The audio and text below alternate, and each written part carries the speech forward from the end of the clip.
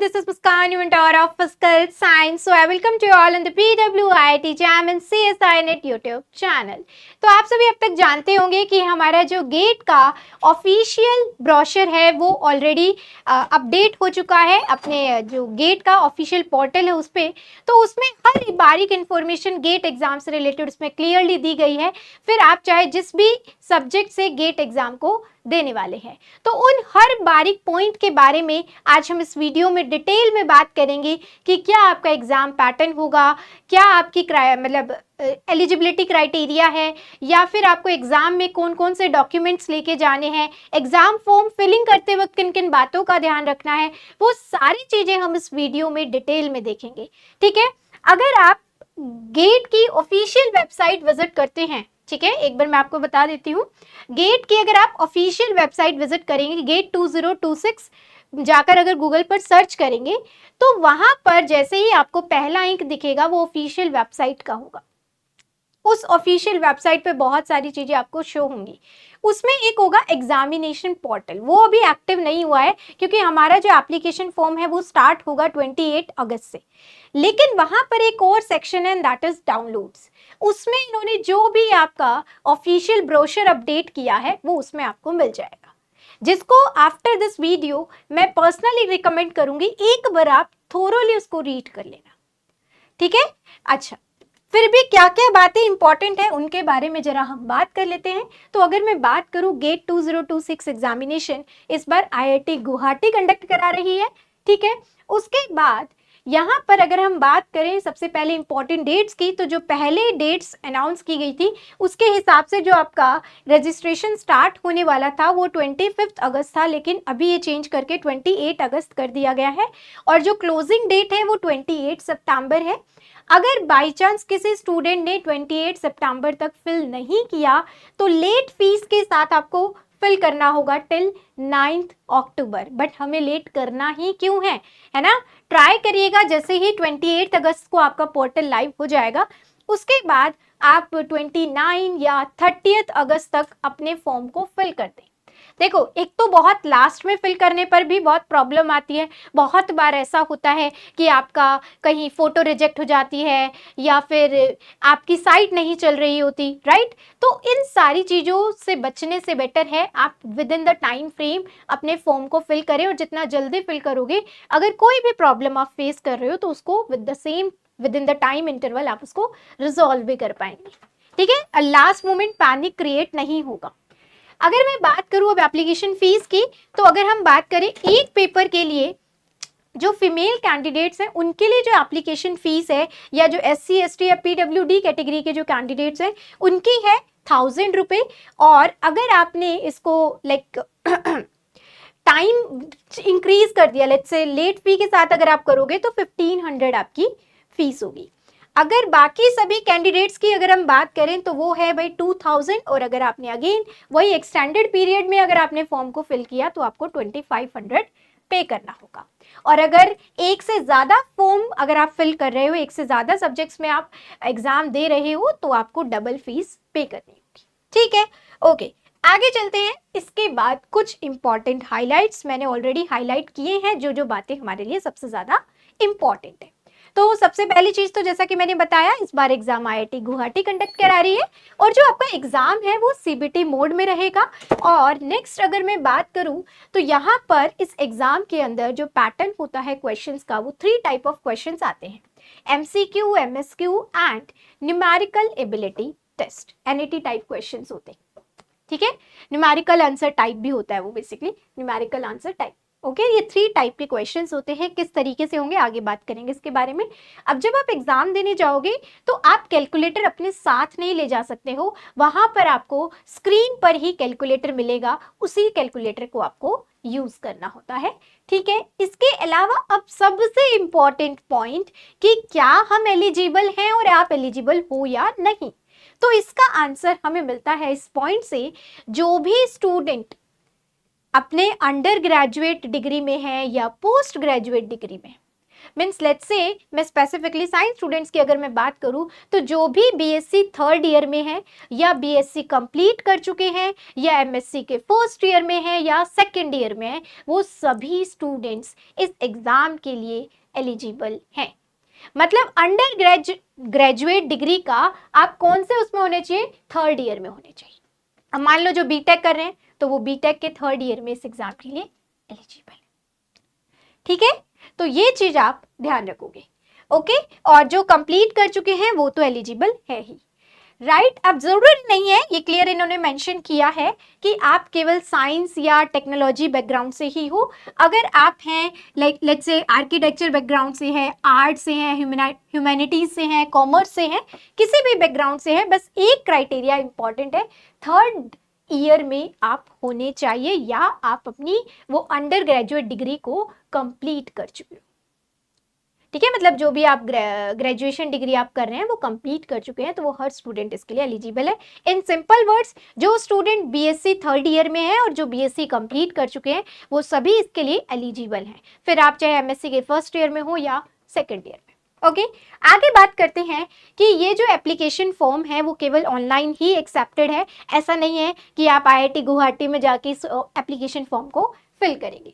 और सबसे important change जो मुझे देखने को मिला वो ये है कि जो गेट 2026 का जो स्कोर है वो वैलिड रहेगा 3 इयर्स। ठीक है, इस बार गेट 2026 का जो स्कोर है this is valid for 3 years. ठीक है, अब आपकी जो डेट ऑफ एग्जामिनेशन है वो लगभग हमारे पास 4 डेट्स दी गई हैं, 7, 8, 14 एंड 15। तो जो भी स्टूडेंट गेट एग्जाम को टारगेट कर रहे हैं वो अपना डेट 7 मानकर अपनी तैयारी करिए। 15 को अगर आपका एग्जाम आता है तो वो एक हफ्ता आपके लिए एक गोल्डन अपॉर्चुनिटी की तरह होगा। ठीक है, क्योंकि अब इसमें सब्जेक्ट स्पेसिफाई नहीं किए गए हैं, वो तो लास्ट बाद में ही पता चलेंगे आपको। ठीक है, ओके। इसके बाद अगर हम बात करें अगेन वही फिर आपकी ऑनलाइन रजिस्ट्रेशन के बारे में इन्होंने बताया है। नेक्स्ट आगे हम बात कर लेते हैं कुछ इंपॉर्टेंट डेट्स के बारे में। तो रजिस्ट्रेशन का तो मैंने आपको बता ही दिया है, और जो आप लेट फीस के साथ भी जो अपना रजिस्ट्रेशन कर सकते हो वो 9 अक्टूबर तक कर सकते हो। इसके बाद अगर मैं बात करूं तो यहाँ पर अगर हमें कुछ थोड़े बहुत चेंजेस करने हैं, लाइक चेंज ऑफ कैटेगरी, या आपको पेपर अपना चेंज करना है, या एग्जामिनेशन सिटी आपको चेंज करनी है, ठीक है, तो ये सारे चेंजेस आप टिल 6 नवंबर तक कर सकते हो। ऐसा नहीं है पूरा पेपर जो पूरा फॉर्म है वो चेंज नहीं होगा, ये कुछ चेंजेस ही आप कर पाओगे। ठीक है, मान लो किसी का ओबीसी कैटेगरी का था बट गलती से जनरल में फिल कर दिया, राइट, या फिर किसी को फिजिक्स के लिए फिल करना था गलती से मैथ के लिए फिल कर दिया। तो इस तरीके की अगर मान लो पेपर में कोई मिस्टेक हुई है या आपको कुछ सिटीज जो चूज करनी थी उसकी जगह आपने गलत कुछ चूज कर लिया है, तो एग्जामिनेशन सिटी, पेपर और आप अपनी जो कैटेगरी है वही चेंज कर सकते हो टिल 6 नवंबर तक। इसके बाद आपका जो एडमिट कार्ड है वो 2 जनवरी को आ जाएगा, और जो एग्जामिनेशन डेट है अगेन वही 7, 8, 14, 15 है। 2 शिफ्ट में एग्जाम होगा, मॉर्निंग और इवनिंग शिफ्ट में। ठीक है, इसके बाद यहाँ पर देखिए आपको एग्जामिनेशन जो रिजल्ट है, मतलब जो गेट का जो रिजल्ट है उसकी डेट भी इन्होंने दे दी है। 19 मार्च को आपका रिजल्ट आ जाएगा, और जो स्कोर कार्ड जिसको आप डाउनलोड कर पाएंगे वो 27 मार्च से लेके 31 मई तक ही आप डाउनलोड कर सकते हैं। तो जब भी आप एग्जाम दे दो, जैसा भी आपका रिजल्ट रहे, ठीक है, तो आप स्कोर कार्ड अपना ज़रूर डाउनलोड कर लीजिए, क्योंकि अगर आप पीएचडी में जाते हो या आप आगे फर्दर जॉब्स के लिए अप्लाई करते हो पीएसयूज में थ्रू गेट स्कोर, तो आपका स्कोर कार्ड होना बहुत ज़रूरी है। ओके, तो ये चीज़ आप डाउनलोड कर लेना। और अगर हम बात करें आगे नेक्स्ट कुछ इंपॉर्टेंट पॉइंट्स के बारे में, and that is about the pattern of examination, right, ये सबसे ज़्यादा इंपॉर्टेंट होता है। तो अगर मैं बात करूँ वही सीबीटी मोड में होगा और कंप्लीट इंग्लिश में होगा, ऐसा नहीं है, इंग्लिश हिंदी दोनों में आएगा। 3 घंटे का पेपर होगा, और यहाँ पर हमारे पेपर में दो चीज़ें होंगी, एक आपका जनरल एप्टीट्यूड और दूसरा जो भी सब्जेक्ट से आप अपीयर होने वाले हैं तो उसके क्वेश्चंस होंगे। अब अगर स्पेसिफिकली मैं बात करूँ फिजिक्स, केमिस्ट्री, राइट, या फिर जो लाइफ साइंस से एग्जाम देते हैं या जो मैथमेटिक्स से जो एग्जाम देते हैं उनके बारे में, तो उनकी अगर मैं स्पेसिफिकली बात करूं तो उनके लिए एक चीज यहाँ पर है कि हमारे जो पेपर में जनरल एप्टीट्यूड आएगा और सब्जेक्टिव क्वेश्चंस होंगे, उसमें से 10 क्वेश्चन जनरल एप्टीट्यूड के होंगे और 55 क्वेश्चन आपके सब्जेक्ट के होंगे। तो टोटल क्वेश्चंस आपको 65 क्वेश्चन मिलेंगे। ठीक है, इवन इन्होंने ये चीज क्लियरली यहाँ मेंशन भी की है कि यहाँ ये जो लिखा है ना कि इंजीनियरिंग मैथमेटिक्स, इसमें कौन से सब्जेक्ट्स नहीं आएंगे। तो जैसे PH is for your physics, CY is your chemistry, right, XL is your life science. ठीक है, तो इस तरीके से आप अपने सारे ये सब्जेक्ट कोड्स देख सकते हैं। इन कोड्स में इंजीनियरिंग मैथमेटिक्स नहीं आने वाला है। इनमें क्या रहेगा, वही जनरल एप्टीट्यूड 15 मार्क्स का, और मतलब बेसिकली 10 क्वेश्चन 15 मार्क्स के, और सब्जेक्टिव क्वेश्चन जो 55 क्वेश्चन आएंगे वो 85 मार्क्स के। ओके, तो टोटल मार्क्स आपके 100, मतलब 65 क्वेश्चन 100 मार्क्स के। ये हमारा पेपर का पैटर्न रहेगा। ठीक है, 65 क्वेश्चन 100 मार्क्स। ठीक है, ओके। अब एक बार थोड़ा सा नेगेटिव मार्किंग और उस पर भी देख लेते हैं कि क्या है क्राइटेरिया।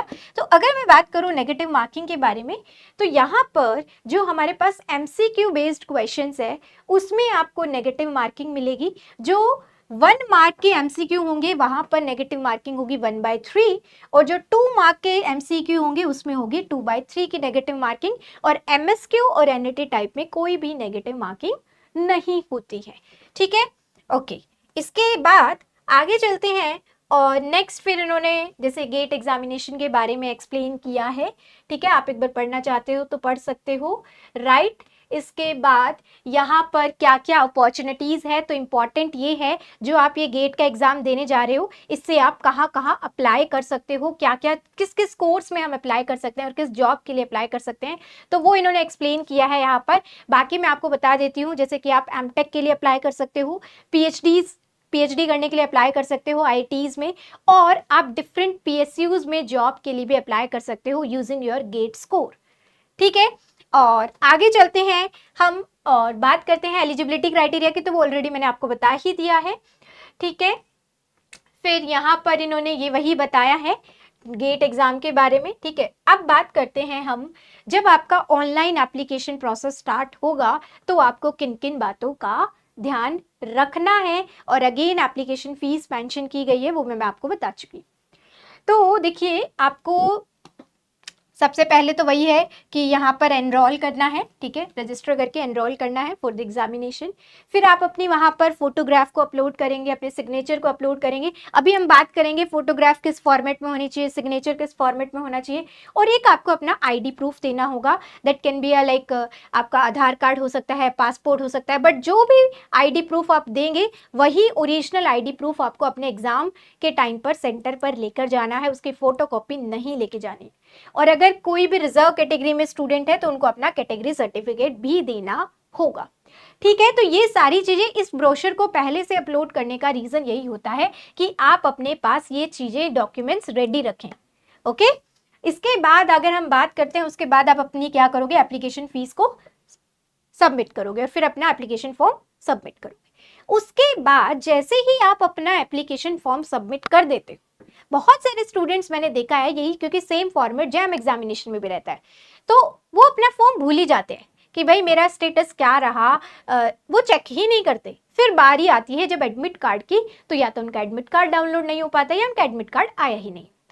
तो ये चीज मेक श्योर करें, जब भी आप इस एप्लीकेशन को फॉर्म को फिल कर देते हैं, उसके बाद रेगुलरली अपनी जो मेल आईडी है और जो आपका कॉन्टेक्ट नंबर आप इसमें दोगे, उनको रेगुलरली विजिट करते रहिए, क्योंकि ये मैसेज के थ्रू भी कनेक्ट करते हैं और मेल आईडी पे भी सारा का सारा कम्युनिकेशन होता है।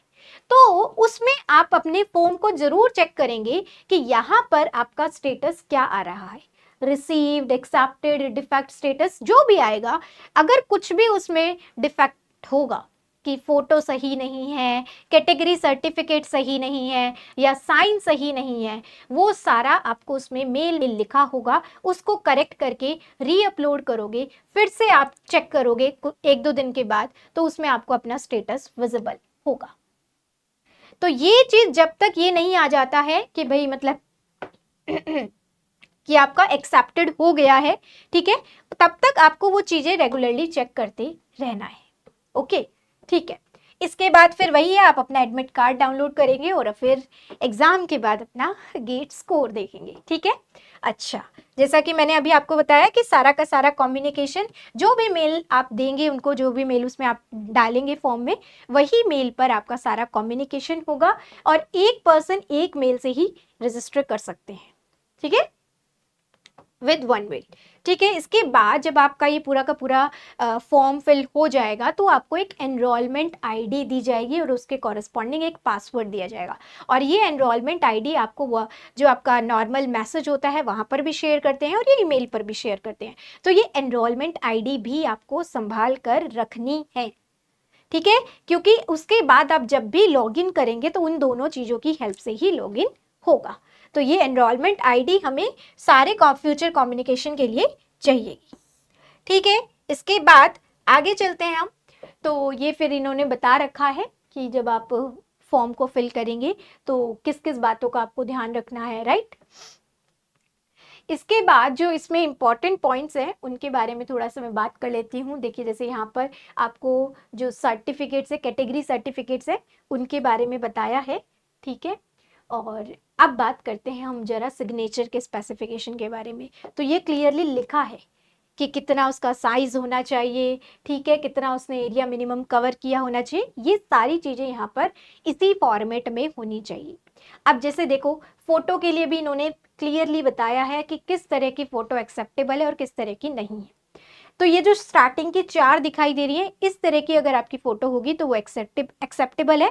इसके अलावा अगर आप कोई भी देख रहे हैं, जैसे इसमें इन्होंने गूगल्स लगा रखे हैं, इसमें बैकग्राउंड सही नहीं है, इसमें इतना साइज था, उन्होंने इतनी सी अपलोड कर दी, तो ये किसी भी तरीके की फोटो एक्सेप्टेड नहीं होगी। इसमें कैप पहनी हुई है, इसमें बैकग्राउंड में फिर से कुछ और है, यहाँ पर मुंह कवर है, तो ये सारी चीजें एक्सेप्टेबल नहीं है। Same for signature.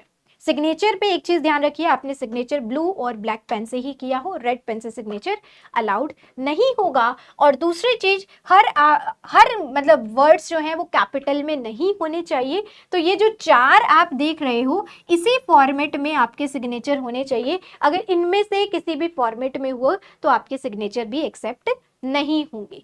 तो ये छोटी छोटी चीजें हैं जिनका आपको ध्यान रखना है, ठीक है। इसके बाद आप अपनी एप्लीकेशन फीस का जो भी पेमेंट है वो करेंगे। और देखो, जैसा कि मैंने आपको बताया कि आपका कोई भी डिफेक्ट होगा, मान लो आपका साइन सही नहीं है, कैटेगरी सर्टिफिकेट में कुछ प्रॉब्लम है, राइट, या फिर आपकी फ़ोटो में कहीं कोई प्रॉब्लम है, वो सारी की सारी जो भी डिफेक्ट होगा आपके फॉर्म में वो आपको कन्वे किया जाएगा। If everything is found in order then application will be accepted, otherwise the defect will be marked. जो भी उसमें डिफेक्ट होगा वो मार्क कर दिया जाएगा एंड वो सेम चीज़ आपको सेंड की जाएगी थ्रू द मेल और SMS। तो आपको एक्टिवली उस चीज को चेक करना है, ऐसा नहीं फॉर्म फिल करके भूल गए, ठीक है। और इसके बाद आप अपना एडमिट कार्ड डाउनलोड कर सकते हैं जब जनवरी में हमारा एडमिट कार्ड आएगा, ठीक है। और फिर आगे हम चलते हैं और ये आपको गेट स्कोर में नॉर्मलाइजेशन स्कोर कैसे निकालते हैं, ये सारी चीज़ें बता रखी हैं। अब मैं ये आपको बता देती हूँ जैसे कि सर्टिफिकेट्स के बारे में, कैटेगरी सर्टिफिकेट्स के बारे में। तो इन्होंने क्लियरली मेंशन किया है कि जो भी आपका कैटेगरी सर्टिफिकेट है वो किन अथॉरिटीज से इशू हुआ होना चाहिए। तो अगर आप लाइक से SC/ST कैटेगरी में आते हैं तो ये दे रखा है आपके लिए, और PWD कैटेगरी में आते हैं तो ये सारी इन्फॉर्मेशन इन्होंने इसलिए यहाँ पर क्लियरली मेंशन की गई है और ये प्रॉपर तरीके से फॉर्मेट भी इसमें दिया गया है, ठीक है। तो ये सारी चीज़ें आपको ध्यान रखनी है। इसके साथ साथ यहाँ पर कुछ चीज़ें हैं कि भाई आपको कि लेट्स से आप अपने साथ कोई भी इलेक्ट्रॉनिक गैजेट्स अपने साथ नहीं लेके जाएंगे, राइट। देखो, any electronic communication devices, wallets, paper, loose sheet, pen, pencil box, pouches, printed और handwritten textual materials inside the examination hall is strictly prohibited.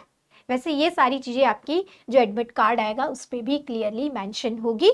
बाकी इम्पॉर्टेंट इससे आपको यही सीखना है, फर्स्ट एलिजिबिलिटी क्राइटेरिया, सेकंड क्या क्या आपका मतलब फ़ोटोज़ कैसी होनी चाहिए, आपके जो कैटेगरी सर्टिफिकेट अगर आप अपलोड कर रहे हो तो वो किस फॉर्मेट में होने चाहिए, ठीक है? और आप इस एग्ज़ाम के लिए एलिजिबल हैं या नहीं। अभी के लिए आपको इन 3 चीज़ों पे ही सबसे ज़्यादा फोकस करना है। और इसके साथ-साथ इवन आप जिस भी सब्जेक्ट्स के हैं, तो आगे सब्जेक्ट स्पेसिफिक उन्होंने सिलेबस भी मेंशन किया है। तो आप अपने जिस भी सब्जेक्ट से इस एग्ज़ाम को देने वाले हैं, उस सब्जेक्ट के लिए इसमें आप इसका सिलेबस देख सकते हैं, ठीक है? जैसे let's say this is for food technology students, right? And this is for atmospheric and oceanic science students, ठीक है? This is for economic students. तो इस तरीके से इसमें हमारा फिजिक्स, केमिस्ट्री, मैथ, इन सब का भी होगा। तो this is the complete information about the GATE 2026 examination. I hope so all points are clear to you. Still अगर किसी की कोई भी क्वेरी है तो आप कमेंट सेक्शन में मुझे बता सकते हैं। सो अभी के लिए इस वीडियो को मैं यहीं एंड करती हूँ, फिर मिलेंगे। और आपको पता चल ही चुका है कि आपका जो एग्जामिनेशन फॉर्म है वो स्टार्ट हो जाएगा 28 अगस्त से, ठीक है? सो मार्क द डेट, 28 अगस्त आपका एप्लीकेशन फॉर्म स्टार्ट हो जाएगा। अब देखो, हो सकता है मॉर्निंग में हो, इवनिंग में हो, तो आप ट्राई करिए 29 या 30 अगस्त को अपना आराम से फॉर्म फिल करते हैं। ओके, सो इसी के साथ एंड करती हूँ, मिलेंगे किसी और वीडियो में। तब तक के लिए thank you so much, happy learning, all the very best.